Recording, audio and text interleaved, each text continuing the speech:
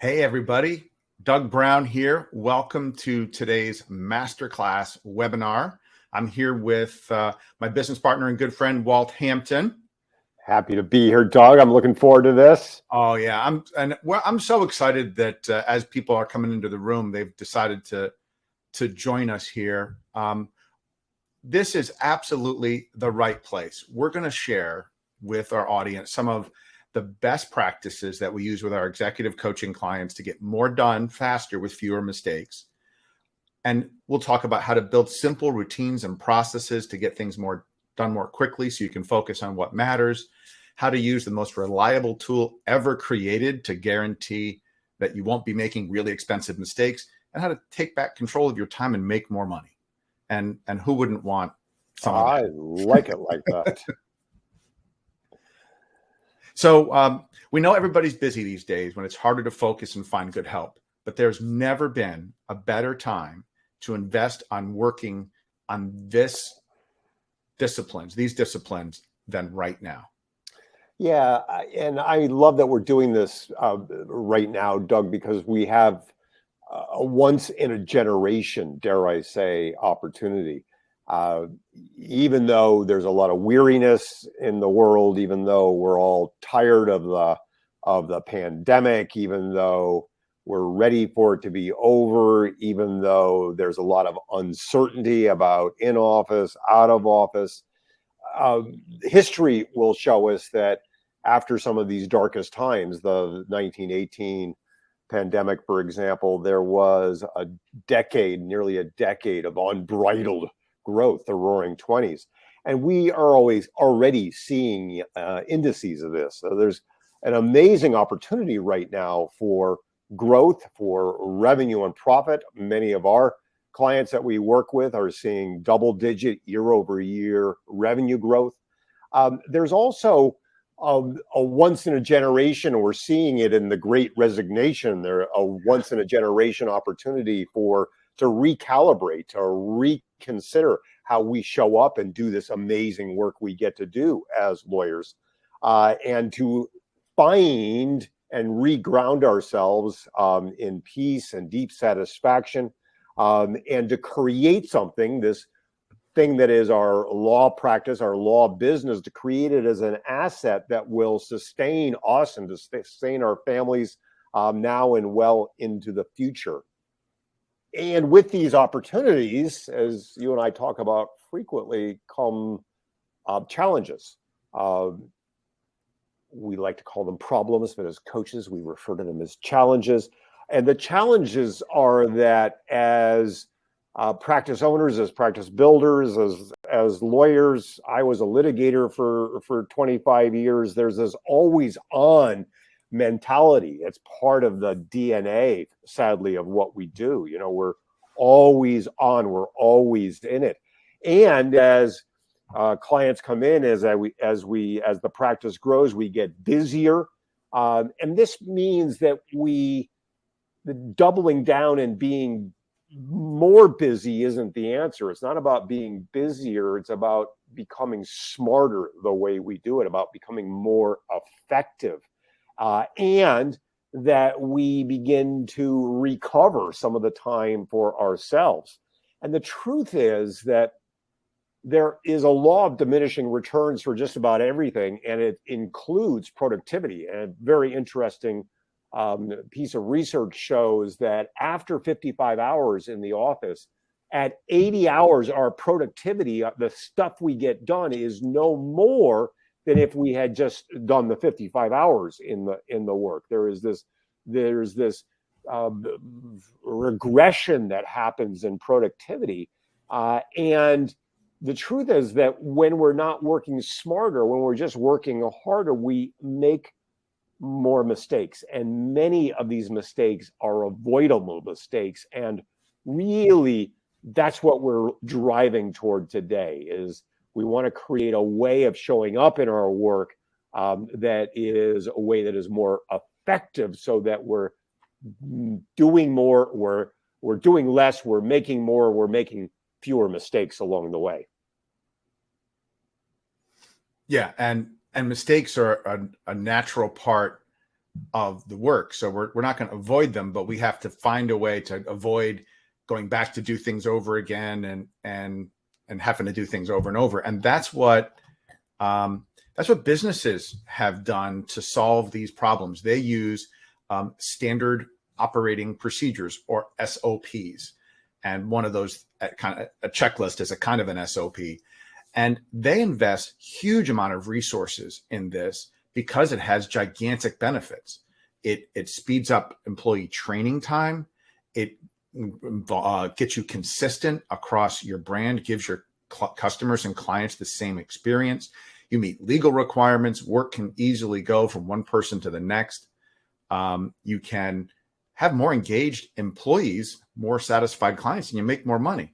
So you'd think that small businesses and professionals like lawyers would also make a similar investment in these tools because it gives those sorts of results. But Doug, that's not it.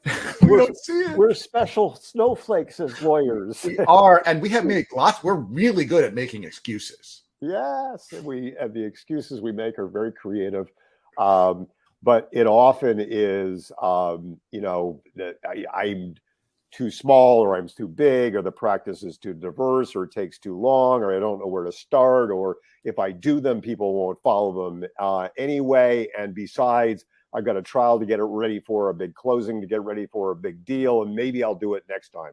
And the end result is that they're running around like hamsters on a wheel. And the end outcome is that everything does take way too long. There's a whole lot more stress and overwhelm. Your own dissatisfaction grows, and frankly, the team's, your people's dissatisfaction grows. And the reality is that when we take the time to create systems and processes, standard operating procedures, then we're going to see results in our business accelerate. We're going to make far fewer mistakes. When there are errors, they're going to be easy to correct. They're not the ones that compound and end up being that M word that we don't want to say. We have better experiences with our clients. Our people are happier. We end up actually working more effectively, which translates frequently into working less, and we're more productive and make more money. So the good news is that it's relatively easy to start this process, Doug. And once you get into it, you can accelerate fairly quickly. And you don't have to be the person that creates all your SOPs or your checklists. You just have to have a system, and we have a system, as you know, an SOP for creating SOPs. You actually have to have a system that you and your people will follow. So I think it's worthwhile that we dig in and talk about how we do this. Yeah, absolutely. So let's talk about how you build your SOPs, and we're going to use SOP is standard operating procedure, and we're also going to talk about checklists, and checklists are a part of this. And well, that's one of the things that when you started Summit Success all those years ago, you got us with a whole operations manual, right? So yes. So I wished I managed a law firm for 2 decades, a litigation firm. And when we created Summit Success, now back 15, 16 years ago, I had learned some of my lessons and realized that if I was going to grow a business that would scale and have the global impact that Summit has, that we would need to do it right this time. And the gold standard for a real business. The troubling thing is we build practices that aren't usually saleable. They're not actually assets. They're not actually businesses. The gold standard for a business, the definition for a real business, is that it's like a generator in your garage that requires only periodic maintenance. You go in, you open the garage, you go, oh my God, the generator's working, or the spark plugs need to be changed out. Or so a real business is a machine. And the reason we talk about this and joke about this, but the reason that you can get a hamburger in LA, which is the same hamburger at McDonald's in New York City, which is the same hamburger that you can get in St. Petersburg, Russia, is that a 17-year-old high school kid can follow an SOP that's simple enough to have it to be repeatable, and anybody can do that. And then you don't have to be in the weeds all of the time. And so the gold standard that we want to work toward, that I would love for those of us who are attending today to work toward, is to think about a standard operating procedures manual, but we don't have to do that all at once either. We can start in a very simple place. Yeah, so that's the context of the conversation. Ultimately, having a procedures manual is a really good thing, but it's kind of daunting to try to do that when you're busy with all the things that you've got to do, which is why we're going to talk some about checklists. And I think it's useful to talk about how they are different, because when you start out to do this, you got to be clear. Am I writing a checklist which describes the task and is narrow in application? It's specific without a lot of detail. It's only talking about what, and it can change a bunch. Or are you trying to write a procedure or instruction manual? This is exactly the process, how to do it, when to do it, who does it. And we find when I work with clients that I start with checklists because procedure is so overwhelming. And we get lost in the minutia, like, well, I have to put a screenshot together to show them where, what button to click. And when they go to this button, they go, somewhere else. And that's not, maybe you need that, but starting with a checklist as an SOP so that a well-trained person can remember is a really helpful place of beginning. And so now we talked about a process for processes, right? A checklist for creating a checklist SOP. So it's picking a simple process. And I was talking with one of my clients yesterday about this, and it's important to funnel down to a very specific process. So the more narrow you are, then you can document, well, how is it happening today? What's the as is? A lot of people will try to write a checklist or an SOP based on how they want it to be. But if you're sitting with your assistant or your bookkeeper or your paralegal, documenting what you're doing now is important because it helps you identify the opportunities, decide on purpose what the changes are.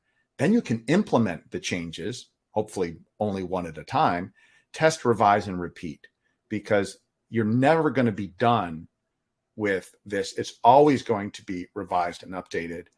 And the story from yesterday is even the most simple thing can be checklisted. If your checklist has 3 things on it, make sure you've downloaded the right file, make sure you've picked up the index number and put it on the form in our system, and make sure you've named it with this convention. If it's a 3-step checklist, if it's going to solve a problem, that's a very specific procedure you can pick. So that's the kind of the big process, and the meta principle is that this is like the wheel. You're going to plan, do, check, act, and repeat on these things, and that's how they stay current. Yeah, I love that, Doug. And I shared with you that recently I flew into the most dangerous airport in the world, which is the Lukla Airport in between Kathmandu and the Everest region. It is the most dangerous airport in the world, and it was an old Twin Otter aircraft, and we were sitting in the front passenger seats, and there was no cockpit door. So we had the direct view into the cockpit. And as we were landing at the most dangerous airport in the world, the pilot picked up a laminated card. It was a checklist. Pilots use checklists. Surgeons use checklists. Lawyers ought to use checklists. And you talked about really simple processes. I remember back in our law firm, as I said, was a trial lawyer, and there is this nasty thing called the statute of limitations. It is like the one mistake lawyers can't fix. Most mistakes we can fix. The statute of limitations you can't fix. We had a checklist it was a sub checklist to opening a file. And the sub checklist was getting the critical dates in 4 different places. It was on my calendar. It was on the office calendar. It was on the exterior of the file. It was on the interior of the file. And that was that all of that critical checklist had to be completed. And it gave us a lot of peace of mind. And we didn't make that mistake. So let's talk about how to do it. Yes, let's dive into that. So the stuff that goes on a checklist, as Doug said, is really, really simple. I was working with one of our clients the other day, and he was kind of grappling with this. And he's got this client has a 5-year-old son by the name of Bruno.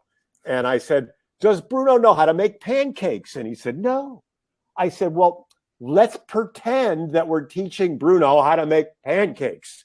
And it's that simple. You got to get that granular, because the stuff that the stuff that you take for granted, the stuff that you assume, most people are going to miss that. So it's got to be like you're opening up a recipe book for the very first time. And so getting each individual step down in a very granular way. We want a checklist not to be too long. Some are. Or you remember, Doug, when you came into the company after many years with the Bar Association and working at a nationwide retail company, I had for you a webinar checklist for a webinar just like this. That's probably 20 or 30 pieces long. But a ideal checklist, 6 to 10 items, taking a minute or 2 or 3. That pilot checklist on that laminated card coming into Luca couldn't take them very long because it was critical that they land the plane. It's got to be simple. And as you suggested earlier, we've got to field test it a few times to be sure that it works and it's catching everything. Yeah, absolutely. And remember that, the checklist for the pilots in your example knew how to fly. They had landed and taken off there hundreds of times, and they still used the checklist. And so one of the keys of checklists on this slide is it's got to be written at like a 5th grade level. It's got to be something they can read it, remember, and move on. So if it's got really long sentences and complicated language, their brain won't be able to move through it. So this is for someone who's already trained. Yeah, you can use a checklist as like for your for the main items of the training, but you and I, well, you're a pilot, so maybe you could run the checklist and take off there, but I've never flown a plane, so that checklist won't help me. I haven't been trained to do that. So it's just important, because people don't need the retraining all the time on checklists. What they need is to be reminded to make sure it happens. Yeah, and I just thought of a granular area just to kind of land the plane around this concept, so to speak, right? So to speak. You and I travel a lot. I travel, I've traveled internationally in the last 3 months, probably 7 or 8 times. When you leave your house, as we do often early in the morning to go to the airport, you get about 3 miles out, and it's like, did I put the passport in? Did I turn off the coffee pot? Did I actually like lock the front door? We have a checklist for that. Of course, we know how to leave the house, but it's to avoid those things. And for lawyers, there are a lot of things that wake us up in the middle of the night. Checklists give us those simple things that we know how to do, but fall in the cracks. This helps. We sleep better. So let's get even more granular and talk about some of the areas that we've worked with clients for checklisting, because sometimes there's so many things people don't know where to start. And there it is. So one of the things that the very simple thing is I was working with a client and she was upset about the way her people were answering the phone. I said, well, what's upsetting? I want them to answer the phone this way, and they're saying whatever pops into their head. So it's a one item checklist and it's printed out by the phone. This is the way we expect you to answer the phone. These are the words to use. Now, she resisted that because she thought, well, I'm being really controlling. No, you're setting the expectation and you're giving someone the tool to meet the expectation. Or it's just not important to you. Well, no, it really is important. So the way your staff is answering the phone and what they're doing with the messages is a prime area to use the checklist to state what your expectations are and things that they should be doing. I love that. Making appointments is another area. How you make appointments, how you calendar the appointments, opening and onboarding a client file. What happens when you do that? What are the steps? Starting with what goes on what side of the file, what goes out to the client once the client is in, does the engagement, has the retainer letter been signed, all of that stuff, the critical dates been taken care of, how you time track, how you keep track of time, how each of the people, how they report it. One of the most simple and effective things I've done with clients is come up with an SOP for the billing and accounts receivable and payable. And it's because so many people are uncomfortable with billing.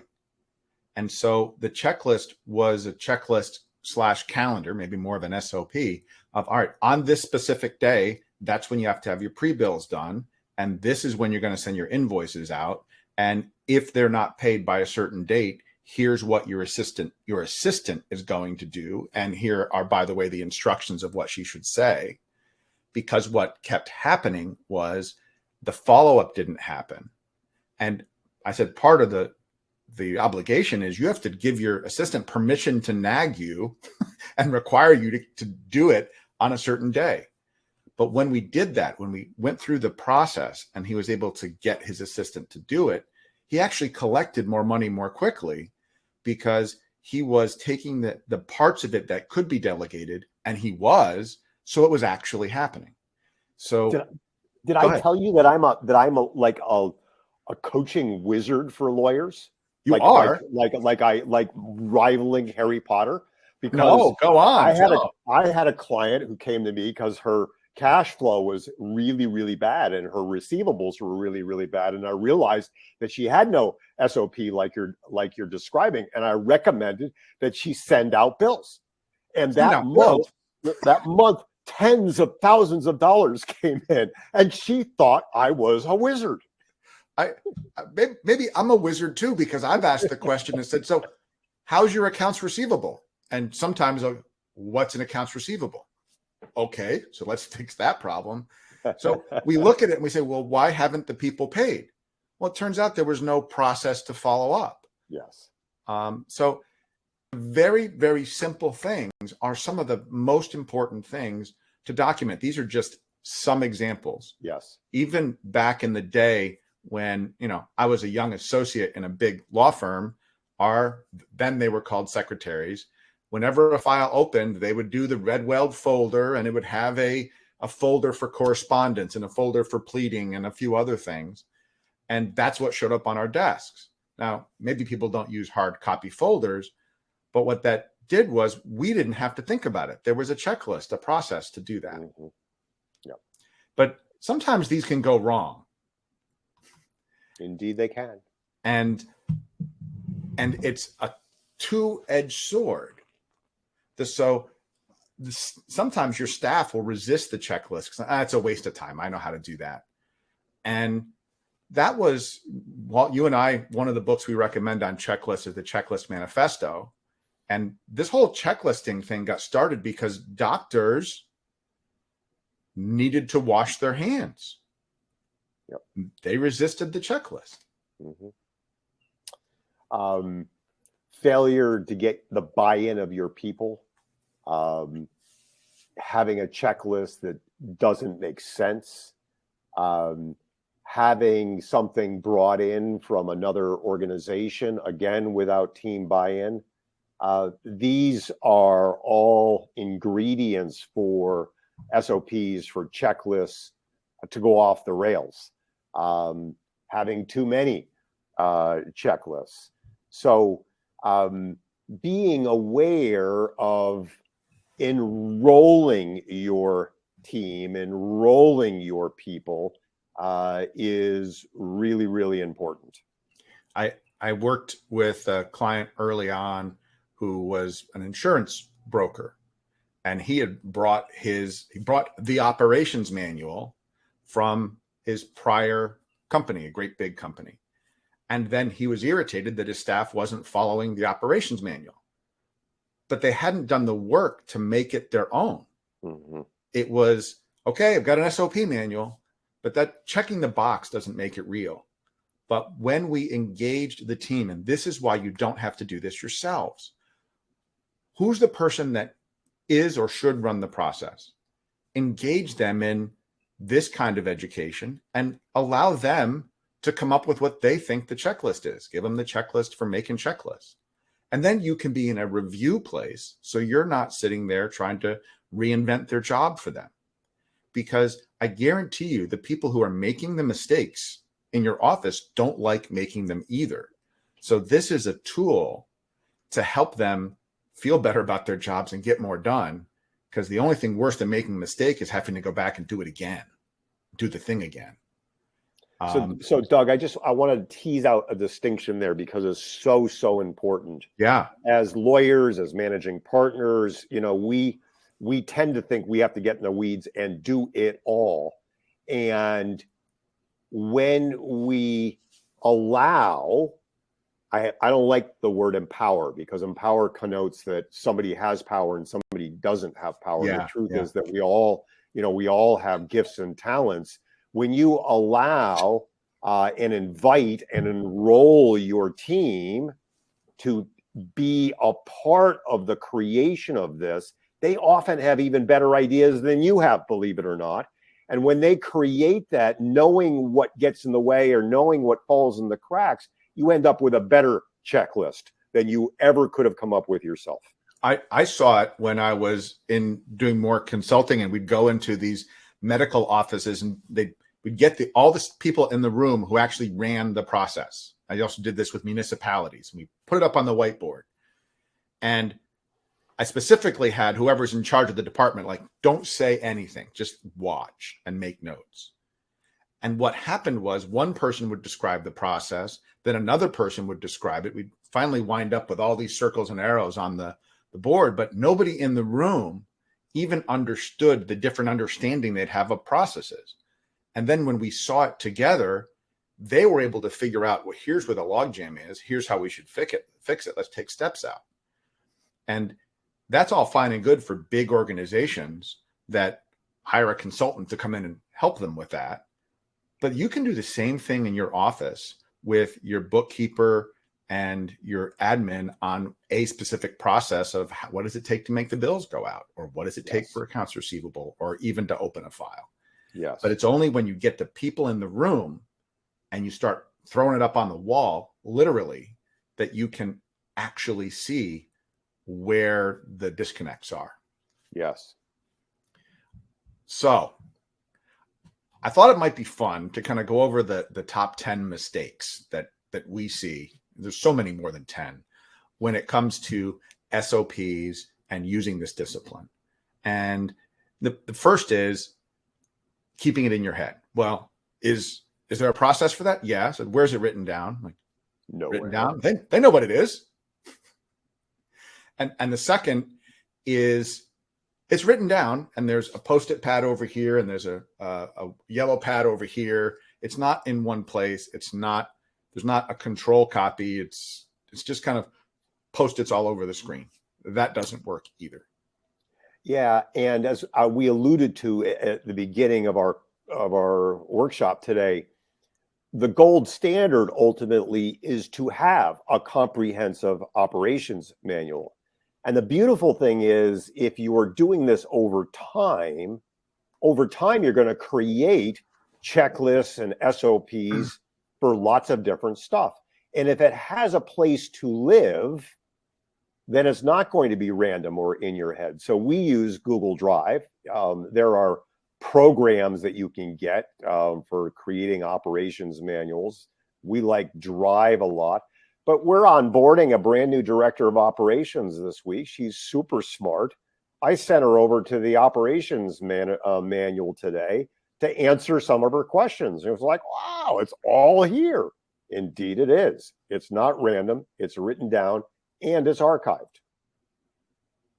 And it has to be easily accessible in the context that you will use it. Back way in the day, back in college, I was a resident advisor, and we had a book, an emergency procedures book that was there, and you'd open it. If there was a fire alarm, you open the book and you run the checklist, so that it's good to have it, but it's got to be accessible in one place. It needs to have a time frame, and there needs to be prompts in your processes to remind people, oh wait, there's a checklist for that, so that they get in the habit of using it. And one of the other big areas where we see mistakes is when, well, those checklists, those are for you guys. I'm the owner. I don't need a checklist. Those are just for you. Or not enforcing it. You didn't use it. That's okay. Don't worry about it. Use it occasionally. That's not how it works. You wouldn't want the operating room team to occasionally use the checklist if they felt like it and hope that you didn't get an infection. Or the pilots in the cockpit. Or the pilots in the cockpit. So it has to become part of the culture. And one of the things that's really clear to me when I started this is there's a lot of people saying, oh, procedures, it's just too restricting. It's too limiting. But the truth is that I found, well, you've probably found it too, is when you take the routine stuff and you no longer have to remember it, it's on a piece of paper or on your Google Drive, and now you can just execute it. You actually free up space to be more creative and do more of the work that you want, because your brain isn't worried about, did I forget something? That's the beautiful part about SOPs, particularly checklists, but SOPs in general, is that SOPs absolutely open up time and space and free all of that, take away all of that worry and stress of, did I miss something? The metaphor I like to think about is, when you don't have the SOPs, it's like that glove compartment light bulb that's on a cold winter night, just slowly draining away the energy in your life. And with an SOP, that energy is protected so that you can show up, take care of the people you're meant to serve, have a good night's sleep, get out on the golf course and enjoy, or the ski slope and enjoy without a lot of worry. And they provide value to your business going forward. So when you want to go and bring on a new employee or as we did, a new ops director, there's a way to get them trained up. It's not all in your head. And you're not doing it over and over and over again. Right. I learned the hard way that when I thought I was describing something the same way each time, and then I got so frustrated, I'm like, I'm going to just write this down. So I wrote and I wrote and I wrote, and I realized that I wasn't even clear myself. I was describing it many different ways. So when I finally sat down with my then ops director, oh, it's all clear now. Now I understand. I had no idea I was describing it differently each time, and nobody told me. So, but there's more to this. I love, remember, but well, wait, there's more Ginsu knife. And that is that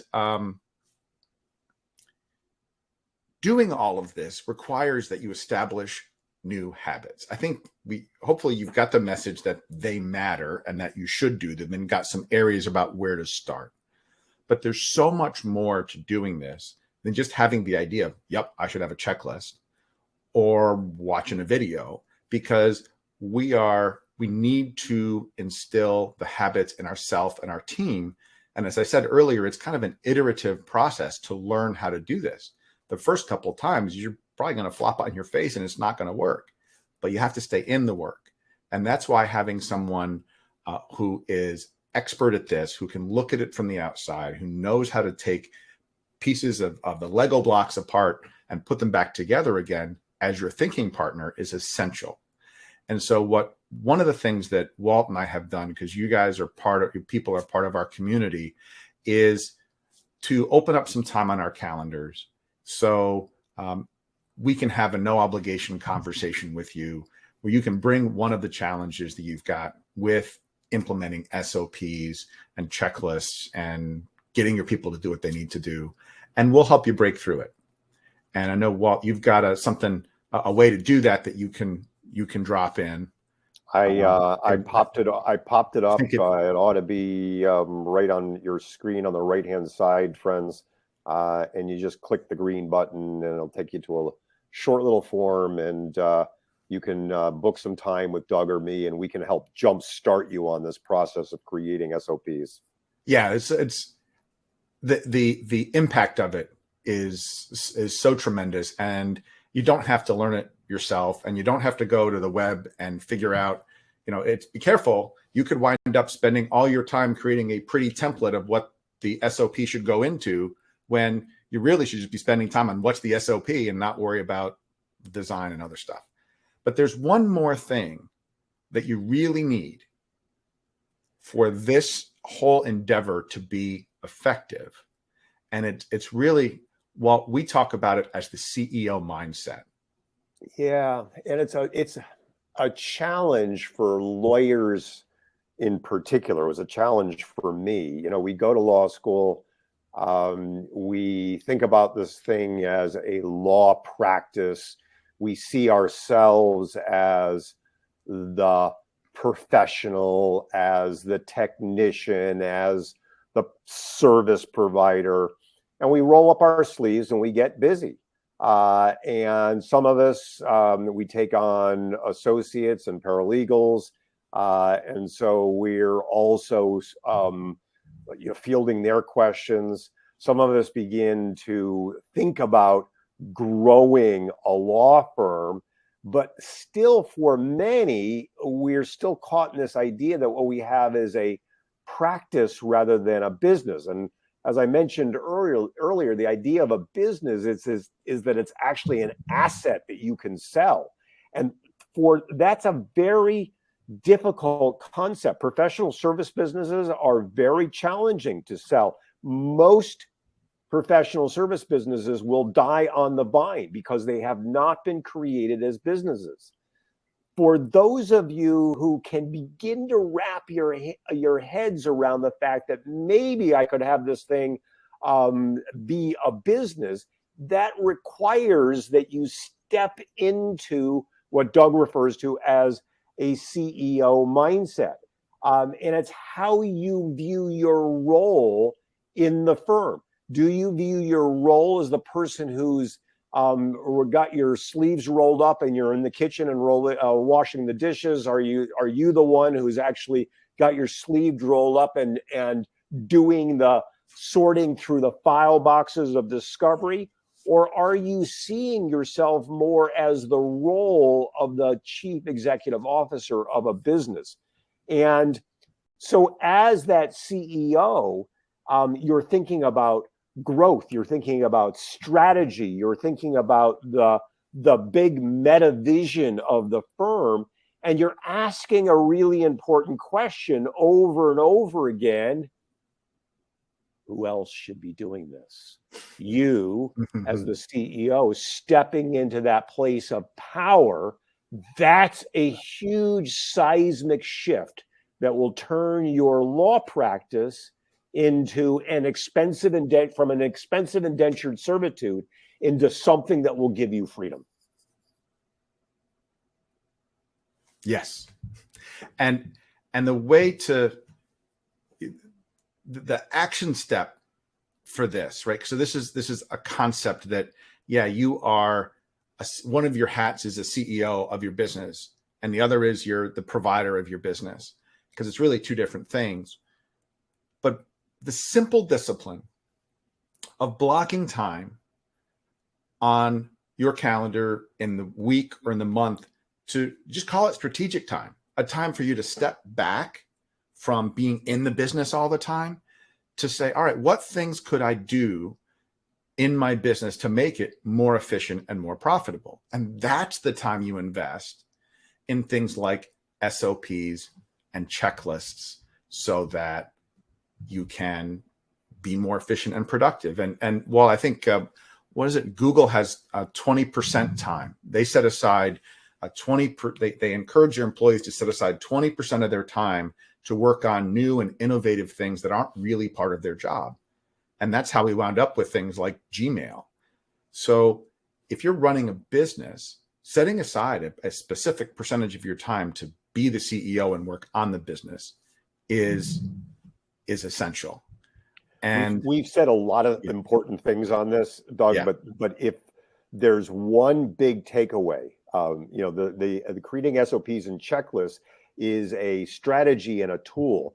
But the meta concept here is that we're ultimately creating businesses that can run without us being in the weeds all the time. And that absolutely requires that you, as the professional, step out, take off your hat. When I teach this to lawyers, I think about, I say, when you get out of law school and you're going to intern at a firm, maybe you're punching the clock during the day, but on the weekends you got to go pour coffee at Starbucks. It's as bright a line. You got to actually step out of the weeds of your practice and create that time where you're building your business. That's what will set you free. Yes. Just saying, if you have questions for us, we're getting ready to take some questions. You can use, we've shared you the insider secrets today, and you can use these secrets to build yourself bulletproof routines, so you're not reinventing the wheel and making mistakes, so that you can get the people around you to be as productive as they can be, increasing their satisfaction, making your clients happy, to take back control of your time and focus what matters. So you can actually build that business and have a business that supports your life, and not just live to support your business. Love that. Yes.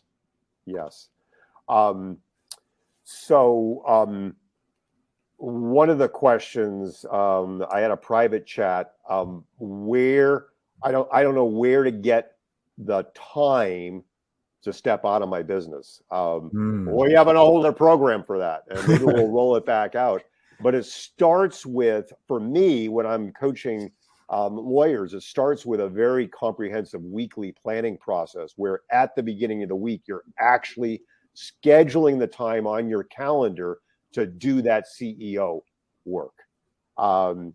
So that's the answer to that, is that planning is the key to having that time. And Bonnie asked, do you have some samples of possible checklists or ways to create these? So Bonnie, yes, and if you email us, we can provide you with some samples. I know that you're part of our community, and you know that you know how to get a hold of Doug. So if you email, we'll do that. But ways to create them, I want to suggest to you, Bonnie, it's like teaching your nephew or your niece how to make pancakes. It's that elemental. And it's got to be that basic and that clear. So I would start with pancakes. And I was just reminded back when I started learning about computer programming back in high school, we had the card reader in the classroom, Oh, I And we hated had to those. write a step-by-step computer program for how to tie your shoes. You ever stopped and try to describe how to tie your shoes? You do it all the time. I'm not suggesting you have to have a tie your shoes checklist, but breaking it down, something you do often, into individual steps and just writing the steps on a piece of paper or in a document. And then you can identify what are the killer ones, what are the things that are most likely to be forgotten, either for a really frequent process or, importantly, for something you don't do very often, because those are the times when you're apt to forget something. And so we can absolutely show some examples of checklists. And the key is it's got to work for you. Don't just take a checklist that somebody else wrote that you might find on the internet and say, this is the checklist, now use that checklist. And when you talk to your staff about it, it's so important, thinking of the CEO mindset, to frame this as an opportunity for us to improve together, and not what the default might be is, all right, I'm sick and tired of your mistakes. I'm going to give you a checklist so that you can't make those mistakes anymore, because obviously you can't do your job properly. That's not exactly the right way to approach things as a good CEO. So how you set this up with your team and yourself, and the words you use with yourself, really matter. Yes, and Doug, as we talked about earlier, you don't have to do this alone. If you want some help jump starting, please go over there on the right-hand side and click the button and grab some time with us, and we'll give you the push and the direction that you need, not necessarily in that order, because the hardest part is getting started. And ideas are great. A lot of people come to webinars and master classes and workshops like this. We like to say that if ideas were the key to success, we'd already all be rich and thin and living on a beach. It's really action that makes the difference. Being in action. You don't have to start with a big, how do you eat an elephant one bite at a time? You don't have to take on the whole project. You don't have to create the whole operations manual, as we've suggested. Where's that biggest worry? For me, the biggest worry was around statutes and limitations. Where's the biggest friction piece? What's the thing that's most keeping you awake at night? Start there, and start small and get the first one in the box and nailed. And then you will get some more momentum. I'm a distance runner. I never, ever feel like running, even though I love to run. A lot of people think they need to be motivated to do stuff. Motivation is vastly overrated. What is usually the case is your motivation follows action. You get in action. I get out the door. I begin to run. I feel better in my body. Now I'm motivated. You start to write. You start to create a checklist. It starts to make sense. You feel a little bit better. Now you're motivated to do the next one. So just get into the process. And what you're going to see is you're going to get results faster. You're going to begin to see fewer mistakes. You're going to feel a whole lot lighter. And you're going to be a whole lot more resourceful, resilient, and productive. The stuff we're sharing with you is the stuff that makes the corporate world work. It's what makes a business a business. And we really want to encourage you, because we have such an amazing profession. We get to help people in their times of greatest need. We get to solve complicated problems. We get to do justice. We have an amazing profession. We get to literally change the world. And yet so many of us get mired in the weeds, and we get worn out and worn down. And this is a road out of that. And as I said at the beginning of the webinar, we're at the threshold of an extraordinary moment in time where we're going to see exponential growth. And there's no reason for you not to enjoy that growth and to enjoy the fruits of this amazing profession that we all share together. So if you have questions, please ask them. If not, please go and book a call. Doug and I have kind of decided that we're going to do these on a regular basis. We're not committing to any particular schedule yet, but we really enjoy sharing the stuff that we see come up in our executive coaching practices with our community. And so we're going to look forward to seeing you on future webinars down the line. Absolutely. So we've heard lots of good stuff today. Thank you for hanging in. And take one of these things right when we getting ready to sign off, put it on your calendar so you take action on it. Because if you don't take action on it, this is all good, but we want you to take action. And we want to hear your stories. If this works for you, you've got my email, you've got Walt's email. Let us know how this is going for you, because it's critically important to building the freedom and making the money that you deserve. So I think that's so much. I don't see any more questions there, Walt. Thanks so much for joining us, everybody. Have a great rest of the day, great rest of the week, and we'll look forward to seeing you again. Thank you. Bye, everyone.